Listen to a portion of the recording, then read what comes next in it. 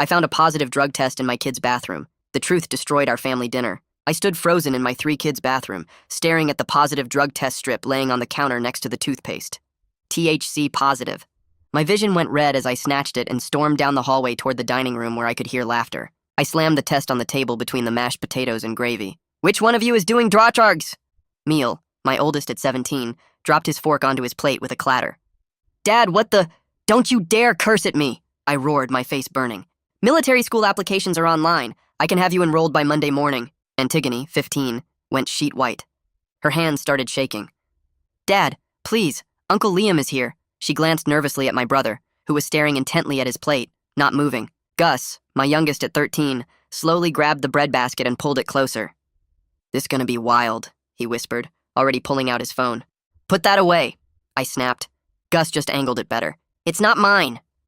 Meal stood up so fast his chair tipped backward. I'm trying to get a D1 scholarship. You think I'm that stupid? They drug test athletes. Then whose is it? I pointed at each of them like a prosecutor. This was in your bathroom. Someone in this house is using drugs, and we're not leaving this table until someone confesses. I've been selling my ADHD meds, Antigone blurted out, then immediately slapped both hands over her mouth. The room went dead silent. Even Gus stopped chewing his bread. You've been what? My voice dropped deadly quiet. Not using! Just selling. Tears streamed down her face. Kids pay me $50 during finals week and I needed money for, she hiccuped, for therapy. Because you won't pay for it since you think anxiety isn't real and I should just toughen up. I staggered. Antigone. While we're doing confessions, Meal jumped in, his face red. I've been failing math.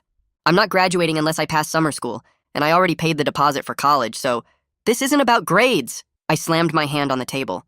Every plate jumped. Uncle Liam flinched so hard he knocked over his entire glass of water across the tablecloth. Sorry, I'm sorry, Liam mumbled, using his napkin to frantically sop up water. His hands were shaking worse than Antigone's. Sweat beaded on his forehead. Also, I kissed Tim Morriga and I think I'm gay, Meal shouted, apparently deciding to completely implode his life. What? I spun back to him. Or bi. I don't know yet, but Tim's definitely gay and we've been— Stop talking, I held up my hand. Just, Gus, I whirled on my youngest. Do you have anything to confess? Gus, mouthful of bread, considered this. I've been running a gambling ring for Pokemon cards at school. Made $300 last month. Gus! What? You asked! This is insane. I grabbed the drug test, waving it. One of you is lying. This didn't just magically appear. Actually, Gus swallowed his bread and pointed at the test with his butter knife. That's not even the kind from CVS. That's from the rehab clinic on Maple Street. Everyone turned to stare at him. What? I watch YouTube videos about, how do you know what rehab clinic tests look like? I demanded, my stomach dropping. Google exists, Dad. Plus Uncle Liam has those exact pamphlets in the basement. They fell out of his bag when— Liam stood up so fast his entire plate crashed to the floor. China shattered, mashed potatoes splattered across the hardwood. I can explain. His voice was barely a whisper. The test wasn't my kids. I stared at my brother, who I'd invited to stay with us 8 weeks ago after he lost his job. Rough patch, he'd called it. Just needed to get back on his feet. I'm trying to get clean.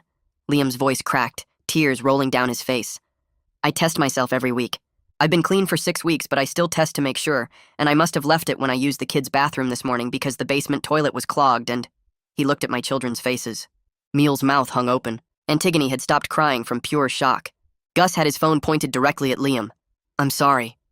I'm so sorry. I didn't want you to know. I didn't want anyone to know. Uncle Liam, Antigone whispered. Is that why you've been going to those meetings? He nodded, unable to speak. And why you won't come to restaurant dinners? Meal asked quietly. Because your old dealer works downtown? Liam's face crumpled. I stood in my own dining room, surrounded by the family I'd just traumatized. I'm in recovery, Liam sobbed. The test proves I'm— Red and blue lights flooded through the windows. 2 officers were at the door. We're responding to a live stream showing drug possession and minors in danger, the officer said. The officers stepped into our dining room and I couldn't move. My brain kept replaying what Gus's phone had captured. The drug test accusation. Antigone confessing to selling pills. Meal's sexuality revelation. Liam's addiction admission. All of it streamed live to who knows how many people. The taller officer looked at me and gestured toward the kitchen. The shorter one stayed with my family, pulling out a notepad. I walked on legs that felt like someone else's, my hands shaking worse than they'd ever shaken before. The kitchen felt too small suddenly, the walls pressing in as the officer closed the door behind us. He asked me to explain the situation, and I tried, stumbling over words about my brother staying with us and recovery programs and bathroom mix-ups. The officer's face stayed blank, professional, but I could see the doubt in his eyes. Every word out of my mouth sounded more ridiculous than the last. He asked why my 13-year-old son was filming instead of getting help if there was really a drug situation. I opened my mouth, but nothing came out. What could I say? That I'd created such a toxic environment my own kid thought live streaming family destruction was more valuable than stopping it? The officer wrote something in his notebook and I wanted to grab it, see what judgment he was recording about my parenting. He asked if there were drugs in the house currently. I said no, just the test strip, which proved someone was clean not using. He asked if I was sure. I said yes, but my voice cracked on the word, and I sounded guilty of something I hadn't even done. The officer walked back to the dining room and I followed, my stomach churning. He went straight to Liam and asked him directly about the test. My brother's hands shook so badly he could barely pull his wallet from his back pocket. He fumbled with it, cards spilling onto the table among the mashed potato stains, finally finding his NA meeting attendance card.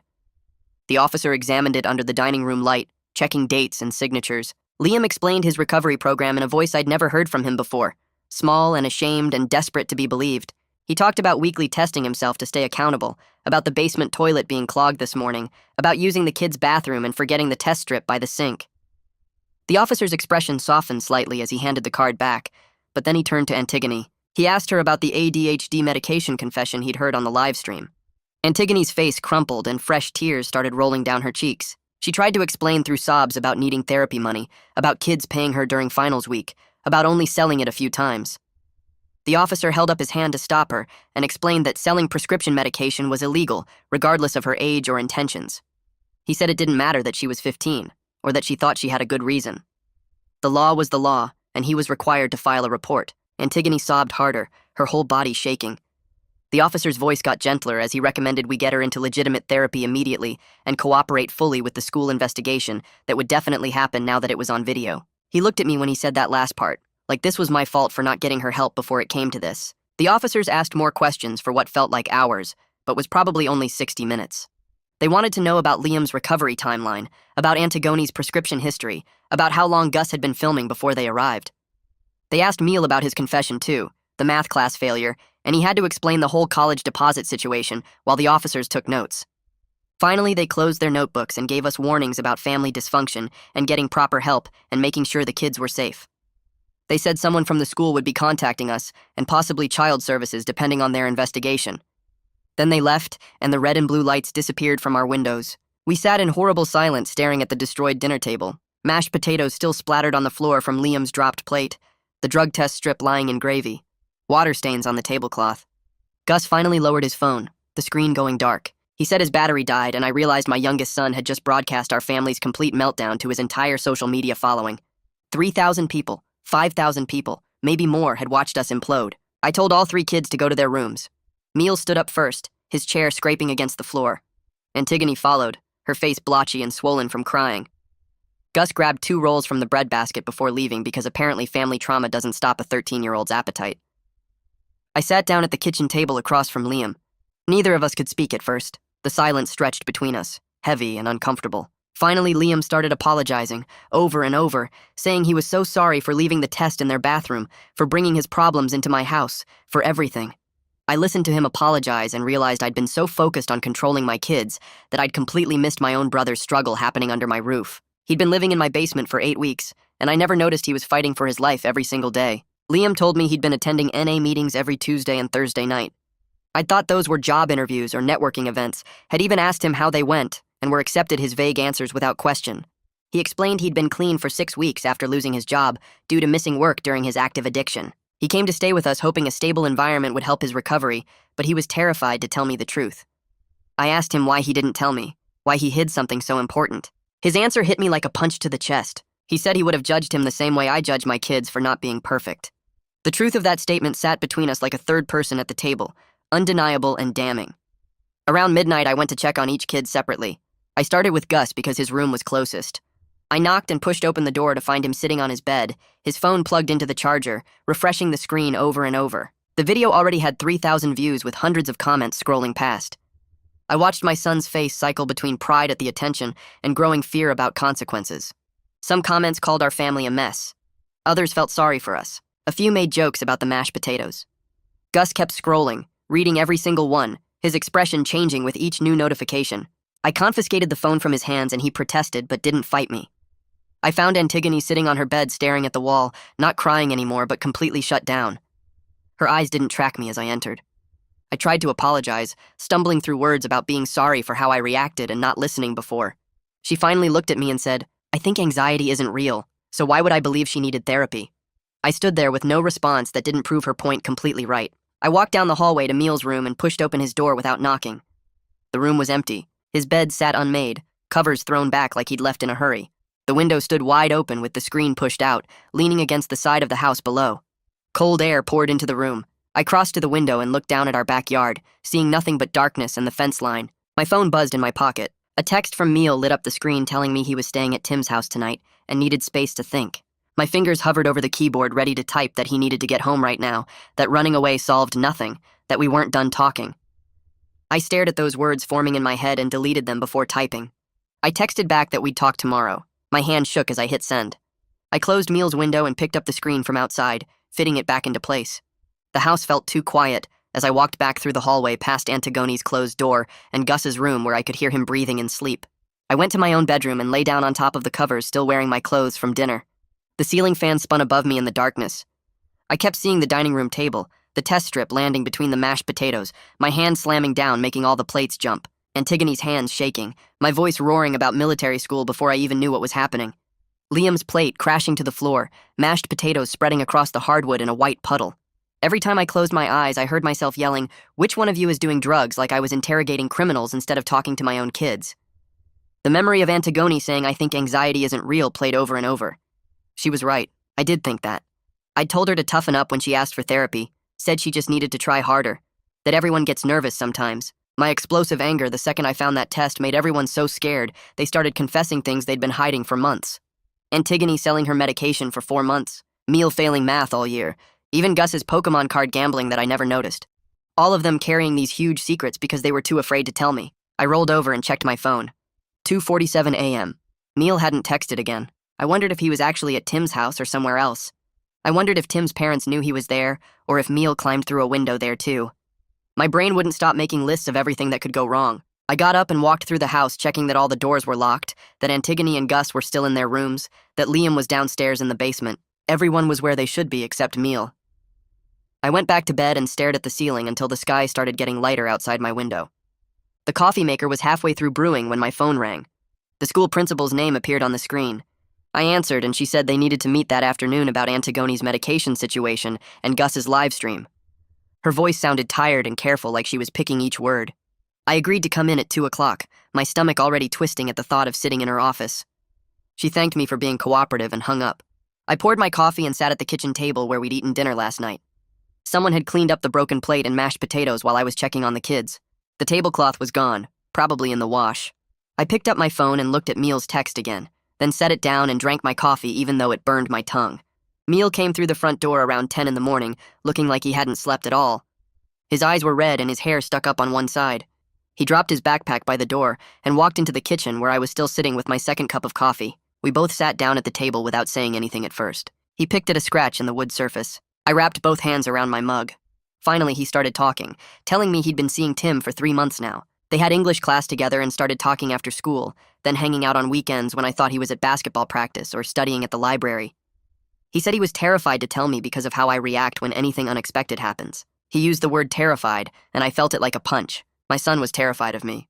He explained that he didn't know if he was gay or bi yet, that he was still figuring it out, but he knew he liked Tim, and that was real. I sat there listening and realized Meal had been carrying this huge part of who he was in complete secret, going to the school every day and coming home and pretending everything was normal while hiding someone he cared about. I asked him about the math class, trying to keep my voice steady instead of angry. He explained he'd been struggling since September when they started trigonometry. He didn't understand the concepts, and every time he asked the teacher for help, she told him to review the textbook. He fell further behind each week until he was failing every test. He said he was afraid to ask me for help because I always say just work harder instead of actually helping him understand things. The college deposit came from his summer job savings from working at the grocery store, money he'd been saving for a car. He paid the deposit in January thinking he'd figure out the math situation, but then it got worse and he panicked. Now he was looking at losing the money and not graduating and watching his whole future fall apart. He said all of this while staring at the table, not looking at me once. I drove to the school at 1:45 and sat in the parking lot for 10 minutes before going inside. The principal's office smelled like coffee and paper. She gestured for me to sit in one of the chairs across from her desk. She folded her hands on top of a manila folder and explained that Antigone could face suspension or even expulsion for selling prescription medication. The school board had policies about drug distribution on campus, even though Antigone claimed she only sold to kids at their houses after school.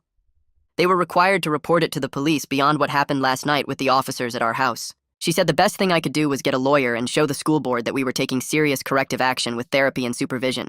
She recommended family counseling and individual therapy for Antigone, drug testing, and a written plan for how we'd prevent this from happening again. Her tone was professional, but I could hear the judgment underneath every word. Then she opened the folder and pulled out printed screenshots from Gus's live stream. She said several students and parents saw the video before it ended, and some had already contacted the school with concerns. Gus would face consequences for bringing negative attention to the school and violating the acceptable use policy for technology.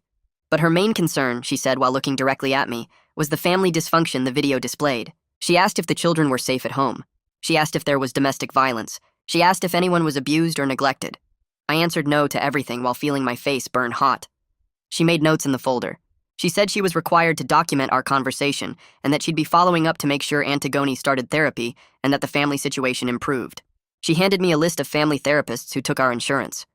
I left the school and drove straight to Antigone's doctor's office. The receptionist squeezed me in for a late afternoon appointment.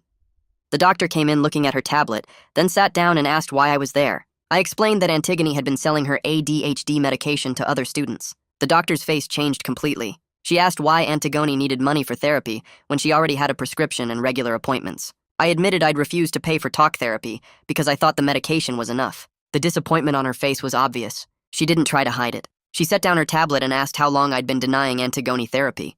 I said about a year, maybe longer. The doctor nodded slowly like this explained everything. She told me that ADHD medication without behavioral therapy was like giving someone crutches, but not teaching them how to walk. The medication helped Antigone focus, but didn't teach her how to manage her anxiety or develop coping strategies.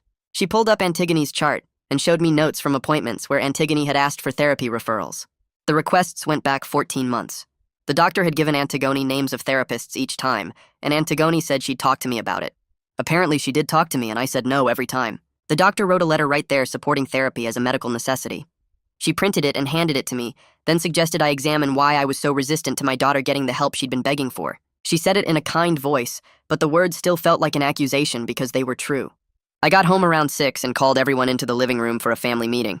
Antigone came down the stairs and sat in the armchair furthest from me, staring at the wall instead of looking at anyone. Gus bounced into the room asking if he was going to be famous from the video, if anyone at the school had mentioned it yet, how many views it got.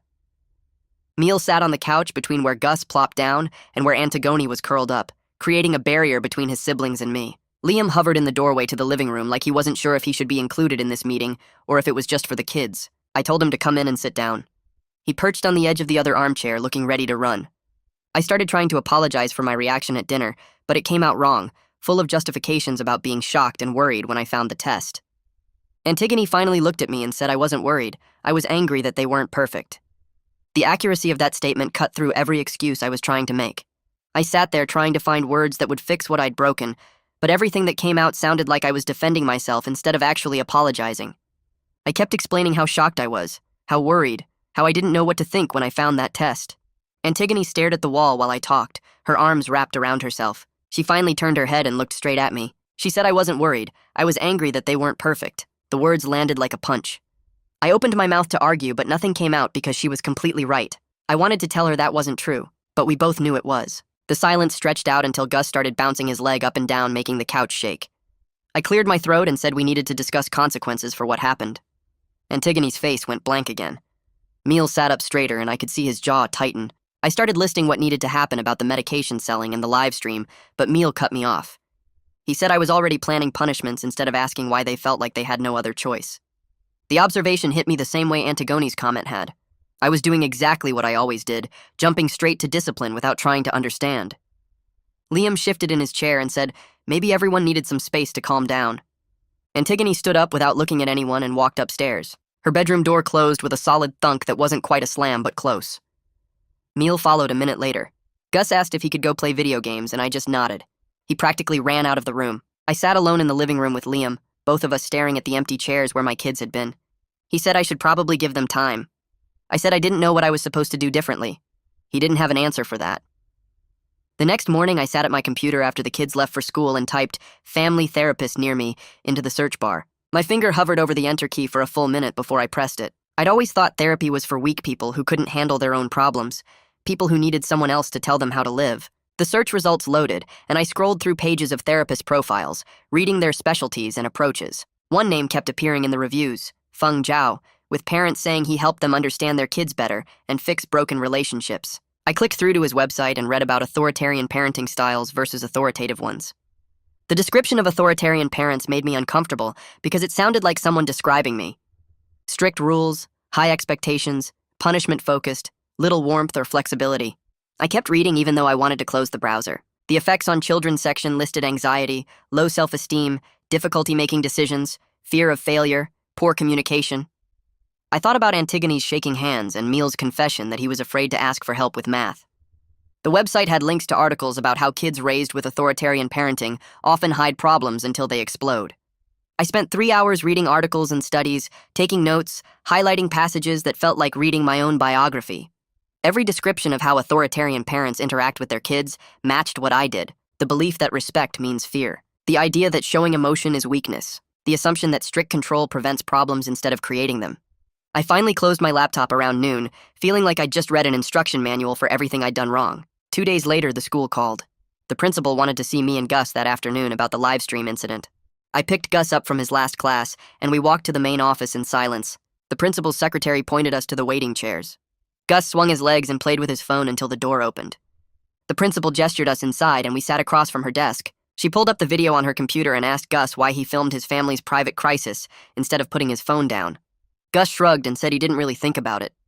She asked if he understood that what he broadcast showed his family in a very difficult moment and exposed private information about his uncle and sister. He nodded but didn't look up.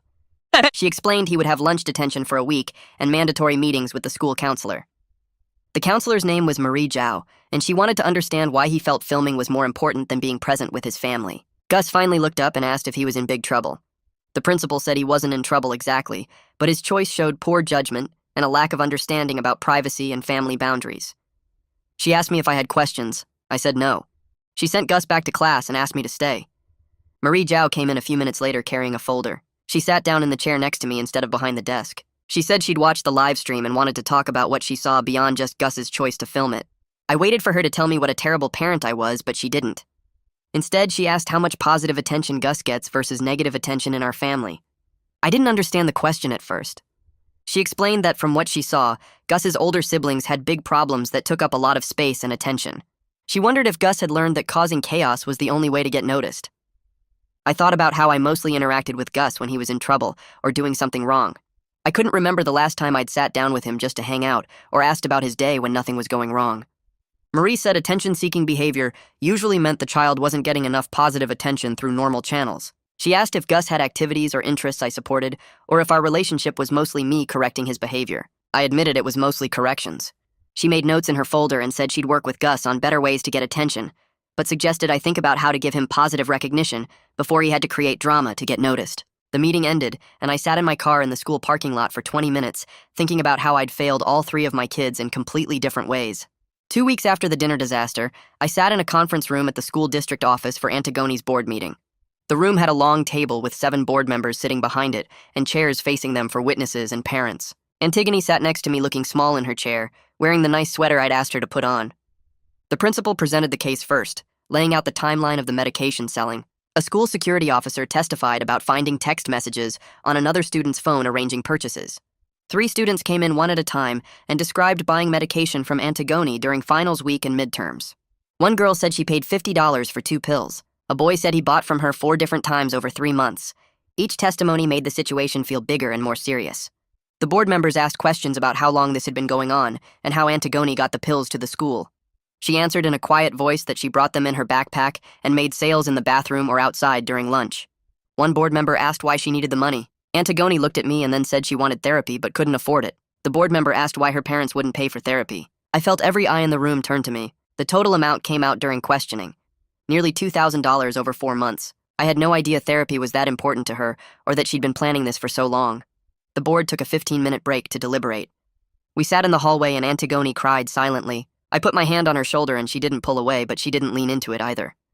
The board called us back in and read their decision. 2-week suspension starting immediately. Mandatory drug testing for the rest of the school year. 80 hours of community service to be completed by June. The board chair said that selling prescription medication was serious and illegal, regardless of the reason behind it. She said they understood Antigone was struggling, but that didn't excuse putting other students at risk. Another board member said parents had a responsibility to supervise their children and provide for their mental health needs. He didn't look at me when he said it, but the message was clear. They were judging my parenting even though they couldn't say it directly. The meeting ended and we walked to the car. Antigone got in the passenger seat and stared out the window.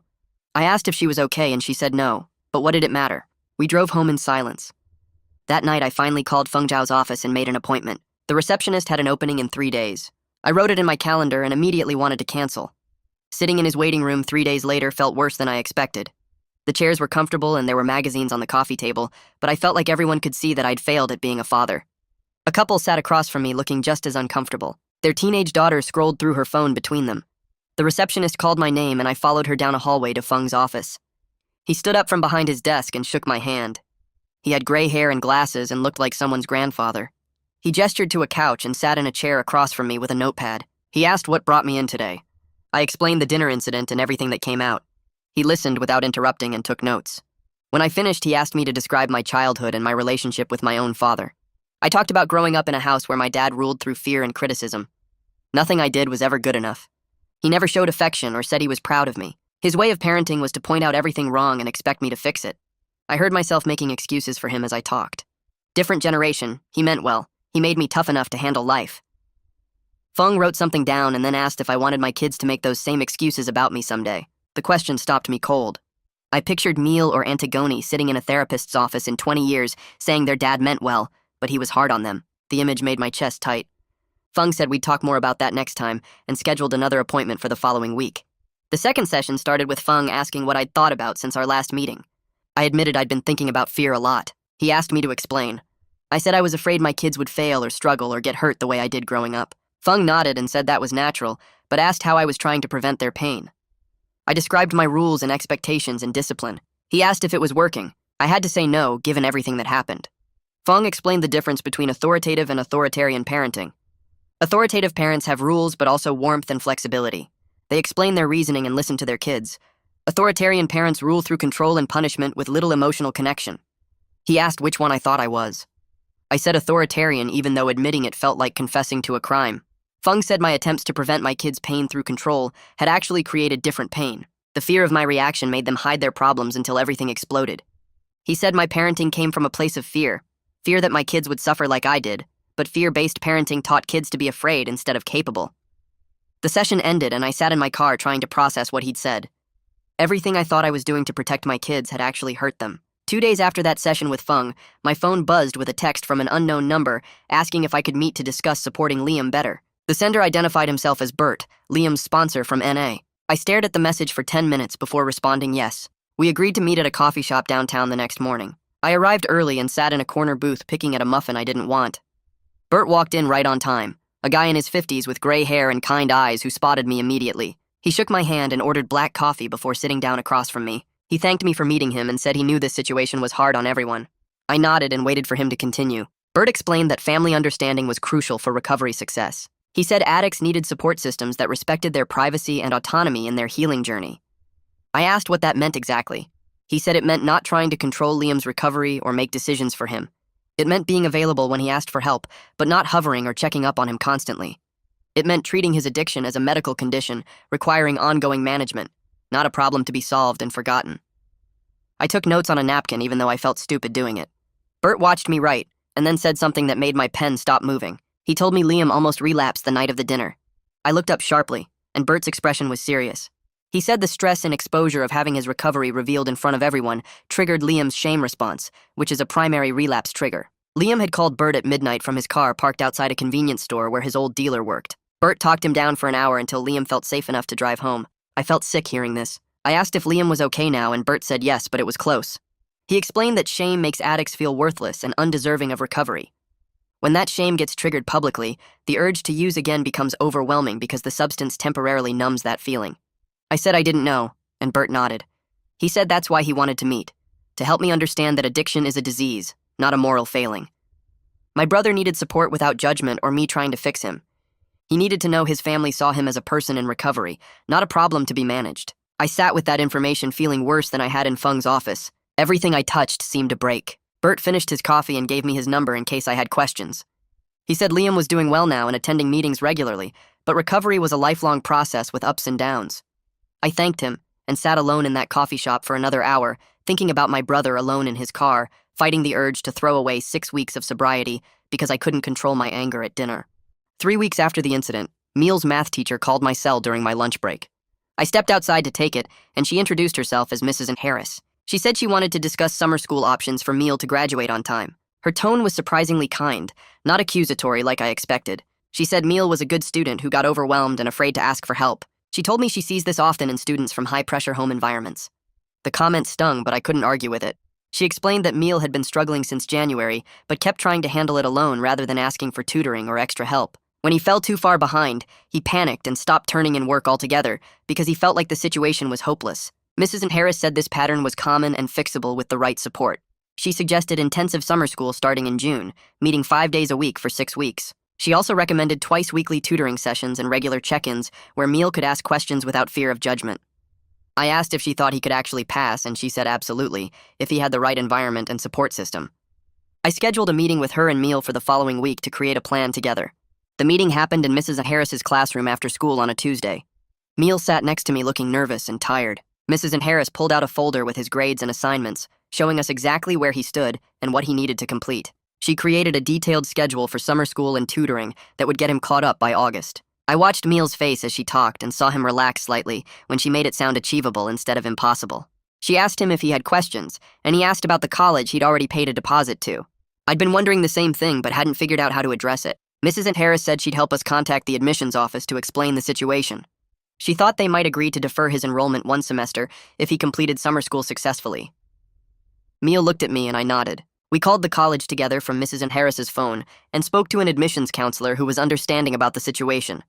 They agreed to hold his spot until January if he could provide proof of summer school completion and passing grades. Meal actually smiled for the first time in weeks. We thanked Mrs. Harris and walked to the parking lot together.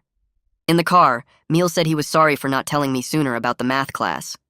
I said I was sorry for making him afraid to ask for help. That night after dinner, I asked Meal if we could talk privately. We sat on the back porch and I forced myself to bring up Tim. I said I wanted to understand what was happening with him and his feelings. Meal looked surprised that I was asking calmly instead of yelling. He said he'd been seeing Tim since February, and they'd kissed a few times, but nothing more serious. He said he wasn't sure if he was gay or bi yet because he was still figuring things out. I nodded and tried to keep my face neutral, even though I was working hard to control my initial discomfort. Old thoughts kept pushing up about what this meant and what people would think. Meal watched me carefully, and then said he'd been terrified to come out because I'd made comments about real men and toughness his whole life. He said he didn't think I'd accept him if he wasn't exactly what I expected. Hearing him say that out loud made my chest hurt. I asked him what comments specifically, and he listed several I barely remembered saying. Things about boys who acted feminine or men who weren't athletic. Jokes I'd made about guys being soft or weak. Each example hit like a separate punch.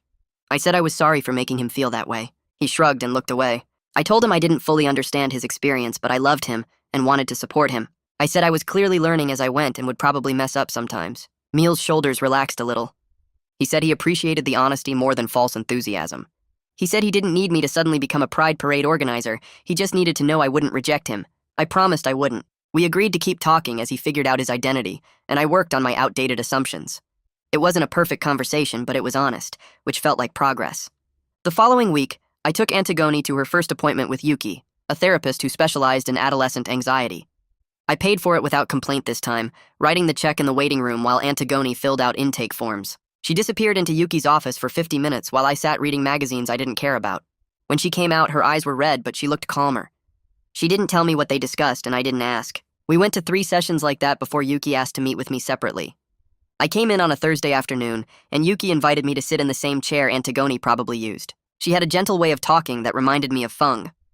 She said she wanted to discuss Antigone's anxiety triggers with me. I nodded and prepared myself for more bad news about my parenting.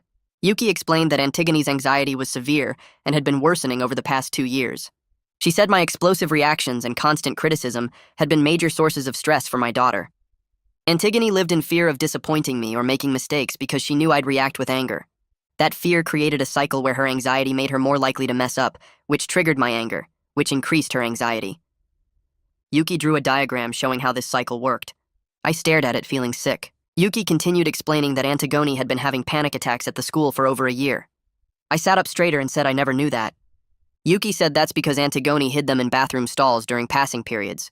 She'd learned to time them so she could get to a bathroom, have the attack alone, clean herself up, and get to class before anyone noticed. The medication helped her focus on schoolwork, but did nothing for the underlying anxiety. That's why she was so desperate for therapy to learn actual coping strategies. She needed tools to manage the panic attacks and address the root causes of her anxiety, which included our family environment. I asked what coping strategies Yuki was teaching her.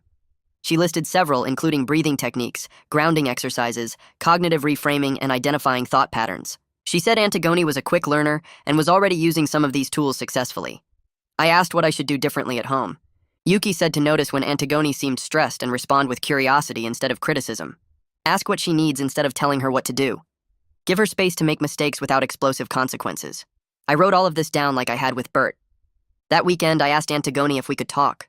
She looked wary but agreed. We sat in the living room and I apologized for dismissing her anxiety as not real. I said I was sorry for making her feel she had to sell medication to get help. I told her I understood now that anxiety was a real medical condition that required treatment. Antigone listened without looking at me. When I finished, she didn't say anything for a long time.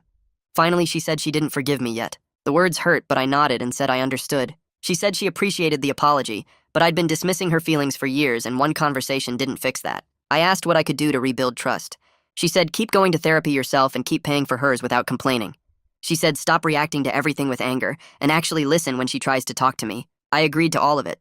Antigone said she'd keep working on our relationship in family therapy sessions, but forgiveness would take time.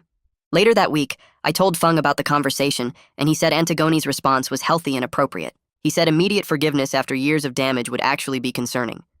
Real healing required acknowledging the harm and working through it slowly. The viral video fallout reached my workplace on a Monday morning 3 weeks after the dinner. I was at my desk when a coworker stopped by and asked if I had a minute to talk privately. We went to an empty conference room and she showed me her phone. Her teenage son had recognized our family from Gus's live stream and shared it in their parent group chat. Now dozens of parents from the kids' schools had seen it. She said she wanted to give me a heads up because people were talking. I felt my face get hot as I watched 30 seconds of the video showing me yelling at my kids and Liam's confession. The view count was over 50,000 now. I thanked her for telling me and went back to my desk feeling exposed. An hour later, my boss called me into his office. He closed the door and said he needed to discuss personal matters affecting my professional reputation. He'd received calls from 2 clients who'd seen the video and were concerned about my judgment. He said he wasn't going to fire me, but I needed to understand that my family's dysfunction was now public knowledge, and it reflected on the company. I apologized and said I was working on the situation with therapy and family counseling. He nodded and said he hoped I'd get it sorted out. The conversation lasted 10 minutes but felt like an hour. I walked back to my desk past coworkers who definitely knew about the video based on how they looked at me. The humiliation was complete. My failures as a father were now entertainment for thousands of strangers and a liability at work. That evening, I pulled into my driveway and saw the Hendersons next door suddenly remember they needed to go inside when they spotted my car. Mrs. Henderson had been watering her garden, but she grabbed her hose and walked straight to her garage without looking my way. The next morning, I took out the trash and caught 3 neighbors standing in a cluster at the end of the street, and when they saw me, they stopped talking immediately and scattered like I had a disease. At the grocery store on Saturday, I ran into Coach Phillips from Meal's old soccer team in the cereal aisle. He looked at me, looked away fast, and pushed his cart in the opposite direction, even though he was heading toward the checkout. The cashier, who usually made small talk with me, kept her eyes down the whole transaction and didn't say a single word beyond the total. Walking through the parking lot, I heard 2 women whispering behind me and caught the words, "that video," and "those poor kids," before they noticed me turning and went quiet. The public shame felt like wearing a sign around my neck that said I was a bad father, and everywhere I went, people either stared with pity or pretended I didn't exist. By Sunday, I started ordering groceries for delivery because I couldn't handle one more person's judgment or fake sympathy. On Monday afternoon, I sat in Marie's office waiting while she finished her session with Gus. When my son came out, Marie asked if I could stay for a few minutes to discuss something important. She closed the door and explained that Gus had been very open in their sessions about why he filmed the dinner. He told her that chaos was the only time I gave him my full attention, that normally I was either yelling at Meal about college or dealing with Antigone's problems or working late. Marie said Gus felt invisible most of the time, like the family forgot he existed unless he did something dramatic or got in trouble. The gambling ring at the school started because he wanted to feel smart and important, like his older siblings, and filming the dinner was his way of making sure someone noticed him, even if it meant negative attention. She showed me notes from their sessions where Gus had drawn pictures of our family with himself tiny in the corner, while everyone else was big and fighting.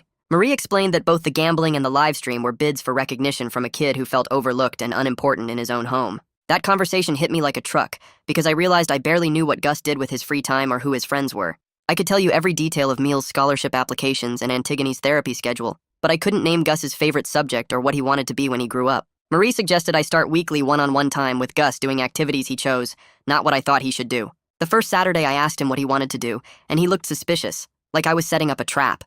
He picked going to the comic book store downtown, and we spent 2 hours there while he showed me different Pokemon cards and explained the game rules. I had to fight every urge to criticize how he spent his money or tell him he should read real books instead. The next week he wanted to get ice cream and walk around the park, and I managed to just listen while he talked about a kid at the school who was mean to him. The third week we went to the arcade, and I watched him play games for an hour without once suggesting he should be doing homework instead. It felt wrong at first because I was so used to every interaction being about correcting or teaching, but slowly Gus started actually talking to me about real things instead of just giving one-word answers. A month into our weekly time together, Gus admitted during one of Marie's sessions that he started the Pokemon gambling because he wanted to feel important and smart like Meal and Antigone. He said Meal got attention for sports and grades, and Antigone got attention for her problems, but nobody paid attention to Gus unless he caused trouble. The money from gambling made him feel powerful, like he was good at something and people respected him even if it was kind of scared respect. Marie worked with us to develop a plan where Gus would return all the money he won to the kids he took it from, and he'd write apology letters explaining what he did was wrong. She also helped us figure out ways for Gus to feel recognized that didn't involve breaking rules, like letting him help me with projects around the house or asking his opinion on family decisions. Gus agreed to the plan but said he was scared the kids at the school would hate him after he gave the money back. I told him doing the right thing was hard, but it was better than living with guilt, and I was proud of him for being brave enough to make it right. 6 weeks after the disaster dinner, I decided we should try another family meeting. I thought maybe we'd all grown enough to actually communicate without everything falling apart. We sat in the living room on a Sunday afternoon, and I started by saying I wanted us to check in about how everyone was doing with therapy and school stuff. Meal said summer school was going okay, and his teacher was actually pretty helpful. Antigone said her sessions with Yuki were helping her manage her anxiety better, and she'd only had one panic attack in the past 2 weeks. Gus talked about returning the gambling money and how some kids were actually cool about it. For about 10 minutes, it felt like we were a normal family having a normal conversation. Then I made the mistake of asking if anyone had concerns they wanted to discuss, and Antigone brought up how I still got visibly uncomfortable when Meal mentioned Tim. I got defensive immediately and said I was trying my best, and Meal jumped in saying trying wasn't the same as accepting. I felt my voice getting louder as I explained that this was all new to me, and they needed to give me time. Antigone shut down completely and stopped talking. Gus pulled out his phone. Liam tried to mediate, but I snapped at him that this was about my kids, not him. Within 15 minutes, we were right back to the old pattern of me trying to control everything. The kids going silent or defensive and everyone walking away frustrated. I sat alone in the living room afterward, feeling like a complete failure who couldn't even manage one successful family conversation. The next day in my session with Feng, I told him about the failed meeting and how discouraged I felt. He nodded like he'd expected this and said that change takes time and setbacks are totally normal parts of growth. He explained that my expectation of quick fixes was part of the authoritarian mindset I was trying to break, that I still wanted to solve problems immediately and check them off a list. Real family healing required patience and consistent effort over months or years, not weeks. Feng said the fact that we even attempted another meeting showed progress, and the fact that I recognized the old patterns emerging meant I was becoming more aware. He reminded me that I'd spent 17 years parenting one way, so 6 weeks of therapy wasn't going to magically transform everything. The goal wasn't perfection, but gradual improvement, and I needed to give myself and my kids grace for the stumbles along the way. 2 weeks later, Liam invited us to his NA meeting for family support night because he was celebrating 90 days of sobriety. We drove to a church basement across town, and I felt nervous walking in because I'd never been to anything like this before. The room was full of people sitting in folding chairs arranged in a circle, and they welcomed us warmly without any judgment about the video or our family mess. Liam stood up when it was his turn and talked about his journey through addiction, how he'd hit rock bottom and lost everything before deciding to get clean. He thanked his sponsor Bert for the support, and thanked us for letting him stay with our family even after the dinner incident exposed his recovery. Other people shared their stories, talking about relapses and struggles and small victories, and I started understanding that addiction wasn't about being weak or making bad choices. These were regular people with jobs and families who got sick with a disease that hijacked their brains and required ongoing treatment. One woman talked about being clean for 5 years and still going to meetings 3 times a week because recovery was a daily commitment. A man shared about losing custody of his kids during his active addiction and slowly rebuilding that relationship now that he was sober. Every story made addiction feel less like a personal failing and more like a complex medical condition that required compassion and support. After the meeting, Bert pulled me aside and we talked more about supporting Liam properly. He explained that I'd been trying to save my brother by letting him stay without really addressing his recovery needs, which was a form of enabling even though my intentions were good. Other family members at the meeting had shared about codependency and how trying to fix or rescue addicts actually prevented them from taking ownership of their recovery. Bert said the best support meant respecting boundaries and letting Liam own his journey, being there when he asked for help, but not trying to control his process or protect him from consequences. He told me that Liam almost relapsed after the dinner video because the exposure triggered massive shame, and shame was one of the biggest relapse triggers for people in recovery. I realized I needed to stop treating Liam like a project to fix and start treating him like an adult managing a serious health condition who needed respect and space along with support. 2 months after the dinner incident, I was sitting in Feng's office for my individual therapy session, working through my childhood stuff. We'd been slowly unpacking my relationship with my own father, and it was harder than any of the family sessions because I had to face things I'd buried for 30 years. Feng asked me to describe what it felt like being a kid in my house, and I started talking about walking on eggshells constantly, never knowing what would set my dad off. I remembered being terrified to bring home any grade less than an A, hiding report cards in my backpack until the last possible second. I talked about how my father never said he was proud of me or gave me a hug, how every interaction was either criticism or silence. Feng asked what I needed from my father that I didn't get, and I felt this huge weight in my chest as I tried to answer. I needed him to see me as a person instead of a project. I needed him to accept mistakes without rage. I needed to feel safe and loved instead of constantly afraid. Feng said I was grieving the father I needed but never had, and that grief was necessary to break the cycle, so I didn't pass the same trauma to my own kids. The following week, I had a breakthrough session where everything I'd been holding back just broke open. Feng asked me to talk more about specific memories with my father, and I started describing this time when I was 8 and accidentally broke a window playing baseball in the yard. My dad had screamed at me for an hour, called me stupid and careless, then made me pay for the replacement window with my birthday money. I remembered standing in the kitchen crying while he yelled, feeling like I was the worst kid in the world for one accident. As I told Feng this story, something shifted, and I started actually crying in his office. Not just tearing up, but really sobbing about how scared I was all the time as a kid. I cried about never feeling good enough, about learning that love was conditional on perfect behavior, about becoming an adult who didn't know how to be soft or kind because I'd never experienced that myself. Feng let me cry without trying to fix it or make it stop, and when I finally calmed down, he said my father's approach had damaged me deeply. He validated that the fear-based childhood I experienced was emotional abuse, and I wasn't weak or wrong for wanting something different for my own children. He said recognizing that damage was the first step toward healing it, and the fact that I could cry about it now meant I was finally letting myself feel the pain I'd been running from my whole life. The school year ended on a Friday in mid-June, and I drove Neil to his first summer school session on Monday morning at 7. He looked nervous walking into the building carrying his backpack and a coffee I'd bought him at the drive-thru. I watched him disappear through the doors and realized I hadn't yelled at him once during the car ride, hadn't lectured him about working harder or being more responsible. Antigone finished her last community service hour that same week at the food bank downtown, sorting donations into bins for 4 hours every Saturday for 2 months. She came home tired but seemed lighter somehow, like completing the requirement lifted something heavy off her shoulders.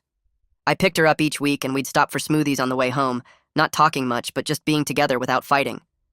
Her suspension ended and she returned to the school for final exams, texting me updates about each test instead of hiding her grades like before. Yuki told me during one of our parent check-in sessions that Antigone was practicing breathing exercises when she felt panic starting, actually using the coping tools instead of just pushing through until she broke down in a bathroom stall.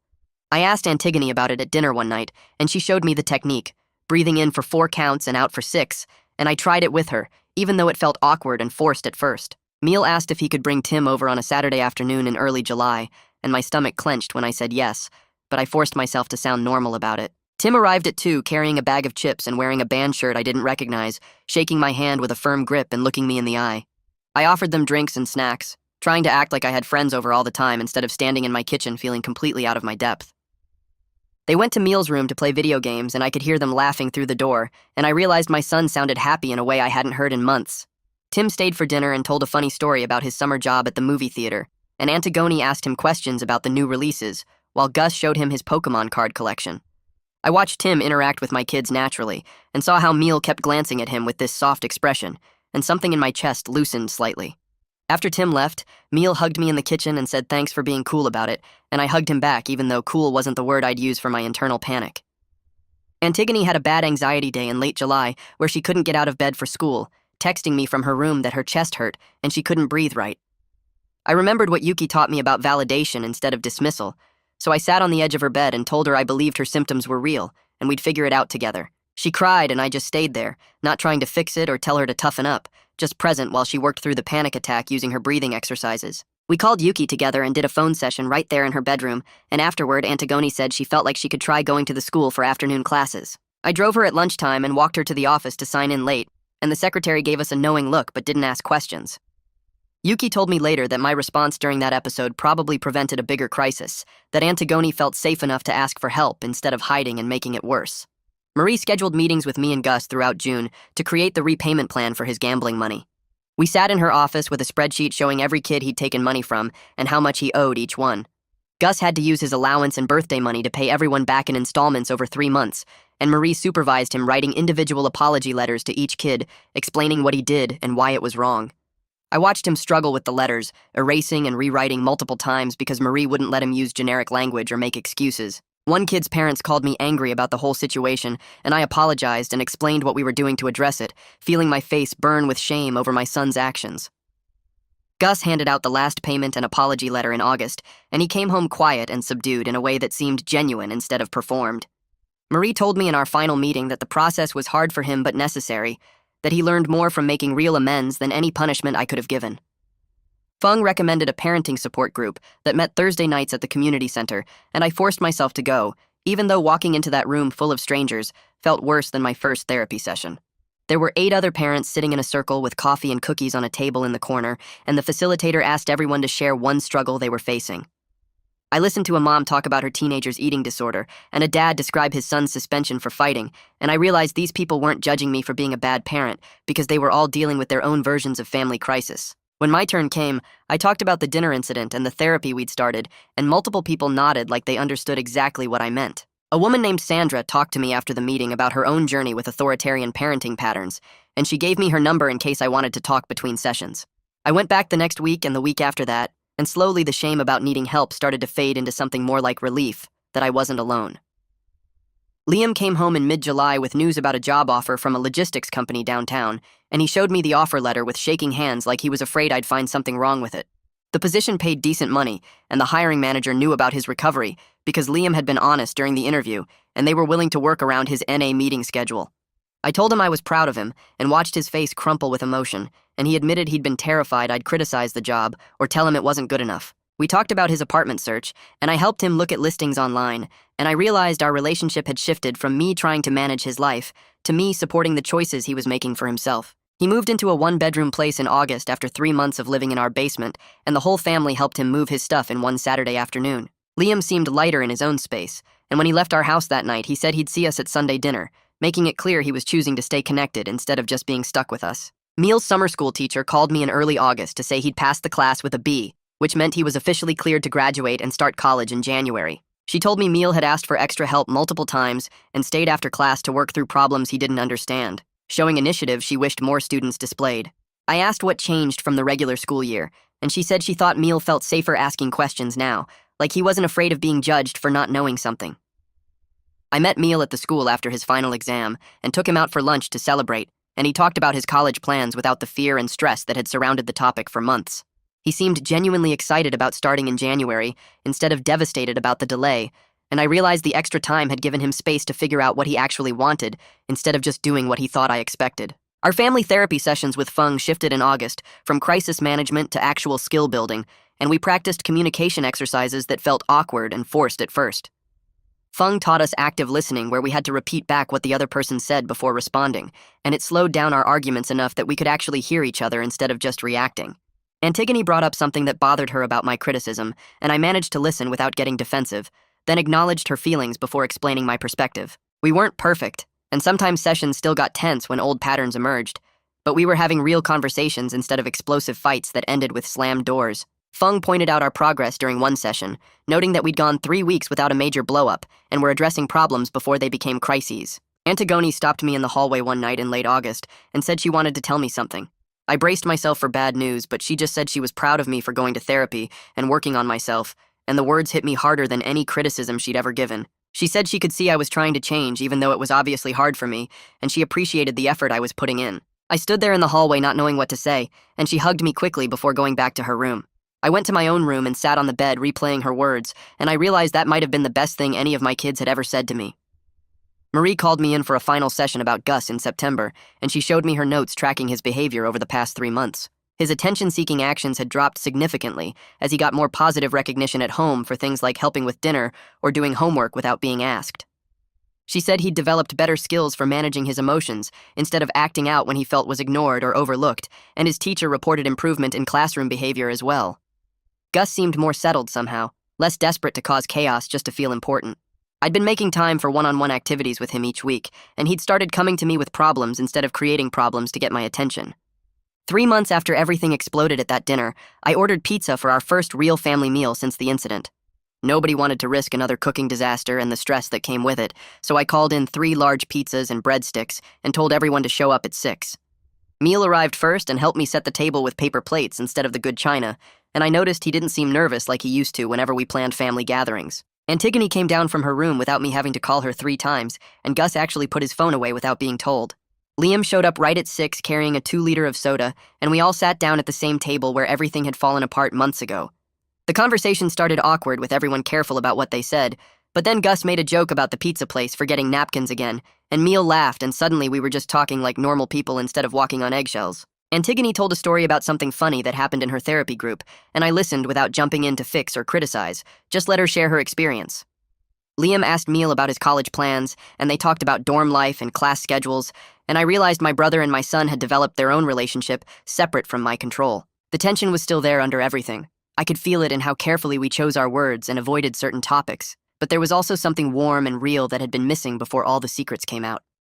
After we finished eating, I suggested we talk about some new family rules, but this time I wanted everyone to help decide instead of me just announcing what would happen. Meal looked surprised, and Antigone actually made eye contact with me for the first time in weeks. We agreed to have weekly family meetings where everyone could speak without getting interrupted or shut down, and I promised to listen even when I disagreed or felt scared about what they were telling me. Gus suggested we each get individual time with me doing something we actually wanted to do, not just stuff I thought was important, and I agreed, even though it meant giving up control of our activities. Antigone asked for an open-door policy where they could come to me with problems without fear of immediate punishment, and I said yes while fighting every instinct to add conditions and rules to that promise. We all committed to therapy for whoever needed it. No questions asked and no judgment about seeking help, and I included myself in that promise because Feng had taught me I needed support too. Liam cleared his throat and said he had something to share, and my stomach dropped, thinking another crisis was coming. He told us he'd been looking at apartments now that he was stable in his new job, and his recovery was solid, and he wanted to move out by the end of the month. My first reaction was feeling rejected, like I'd failed to make him comfortable enough to stay. But then I recognized that old pattern of making everything about me and my feelings. Instead, I told him I was proud that he felt ready for that step, that it showed how far he'd come in his recovery journey. We agreed he'd still come to family dinners every week, and that our home was always open if he needed support or just wanted company. Meal said he wanted to officially come out to our extended family at the next holiday gathering, and he asked if I would support him when some relatives reacted badly. I told him yes without hesitation, that anyone who couldn't accept my son wasn't welcome in our lives anymore, and his eyes got wet, but he smiled. Standing up for him felt more important than anything else I'd done as his father, more than any sports game or grade or achievement. Antigone finished her community service hours the week before by volunteering at a mental health awareness organization downtown, and she said the experience made her want to become a therapist someday to help other kids who felt unheard by their parents. I told her she'd be amazing at it because she understood that struggle personally, and she actually reached across the table and squeezed my hand for a second before pulling back. Gus interrupted to tell us about his new Pokemon card trading club at the school, talking fast with excitement about how his teacher agreed to supervise, and they were setting up official trading rules. I listened with genuine interest instead of immediately looking for problems or ways he might mess it up, asking questions about how the club worked and what made it fun. He lit up talking about it, and I realized this was what Marie meant about positive attention changing his behavior patterns. Our family wasn't perfect and probably never would be. We still had bad days where old patterns emerged, and we fell back into criticism and defensiveness. But we were honest now in ways we never were before, telling each other hard truths instead of hiding behind secrets and fear. The kids trusted me enough to share their struggles, and I'd learned to respond with support instead of anger, even when I felt scared for them or disappointed by their choices. Therapy taught me that being scared was okay, that wanting to protect them was natural, but controlling them through fear and punishment only pushed them away. I looked around the dinner table and saw my 3 kids laughing with their uncle, all of us still healing but genuinely connected in a way we hadn't been before. Meal was comfortable enough to hold hands with Tim when they came over now, and Antigone talked openly about her anxiety without shame. Gus brought his Pokemon cards to show me without worrying I'd confiscate them or lecture him about wasting time. Liam attended his meetings and called his sponsor when he struggled, and he trusted us enough to share when recovery got hard instead of hiding and suffering alone. The viral video that exposed our dysfunction ultimately forced the honesty we desperately needed, and while the journey had been painful and humbling, we were building something real and lasting together.